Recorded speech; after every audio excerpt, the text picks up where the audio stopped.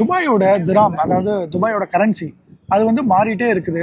ஒரு 10 வருஷத்துக்கு முன்னாடி இருந்தது, இப்போ இல்லை. ஃபியூச்சரில் எப்படி இருக்குன்னு தெரியல. அதே மாதிரி ஒரு அசெட்டில் நம்ம இன்வெஸ்ட் பண்ணுறோம் அப்படின்னா அந்த அசெட்டோட வேல்யூ வந்து ஏறுமா இறங்குமா? துபாய் வந்து எந்த அளவுக்கு அது ஸ்டாண்டர்டாக இருக்கா, இல்லை இன்க்ரீஸ் ஆகுதா டிக்ரீஸ் ஆகுதா, அதை பற்றி கொஞ்சம் சொல்லுங்கள். ஏன்னா நான் இங்கே இன்வெஸ்ட் பண்ணணும் அப்படின்னா கண்டிப்பாக அதில் ரொம்ப ஸ்ட்ராங்காக இருக்கணும் துபாய். ஸோ திராம்ஸ் வந்து எந்த அளவு ஸ்டேபிளாக இருக்குன்றது ஆக்சுவலாக டாலர், யூஎஸ் டாலரையும் திராமையும் வந்து பெக் பண்ணியிருக்காங்க. ஸோ ரெண்டு கரன்சி எப்பயுமே சேஞ்ச் ஆகாது. ஸோ ஒரு டாலரோட மதிப்பு வந்து 3.67 திரம்ஸ். ஸோ இது வந்து 100 வருஷம் ஆனாலும் சரி, 200 வருஷம் ஆனாலும் சரி, இந்த கான்ஸ்டன்ட் கரன்சிலாம் சேஞ்ச் ஆகாது. ஸோ இந்திய ரூபாய் தான் டாலருக்கு எதிராக வந்து வீழ்ச்சி அடைஞ்சிட்டு இருக்கு. ஸோ அது எப்பெல்லாம் வீழ்ச்சி அடையுதோ திரம்ஸோட வேல்யூ கூடிரும். டாலர் வேல்யூ இன்க்ரீஸ் ஆகிறப்ப திராமோட வேல்யூ இன்க்ரீஸ் ஆகும். டாலர் திராமும் சேம் கரன்சி தான் இங்கே துபாய் பொறுத்த வரைக்கும். ஆமா, நீங்க வாங்குற ப்ராப்பர்ட்டி டாலர் தான் வாங்குறீங்க, யூஎஸ் டாலர் வாங்குறீங்க. ஸோ யூஎஸ் டாலர் வந்து இன்னைக்கு டாலர் விலை எவ்வளோன்னு பாருங்க கூகுள்ல.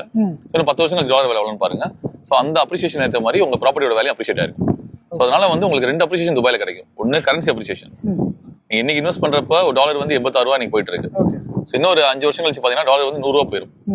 ஸோ அந்த 14 ரூபா இன்க்ரீஸ் ஆகிருக்கிறது பார்த்தீங்கன்னா உங்க ப்ராப்பர்ட்டி ஆட்டோமேட்டிக் அப்ரிஷியேட் ஆகும். நீங்க அந்த பணத்தை நாளைக்கு வித்துட்டு இந்தியாவுக்கு எடுத்துட்டு போறப்ப ஆட்டோமேட்டிக் கரன்சி அப்ரிசியேஷன் உங்களுக்கு இருக்கும். இன்னொன்று வந்து ப்ராப்பர்ட்டி அப்ரிசியேஷன்.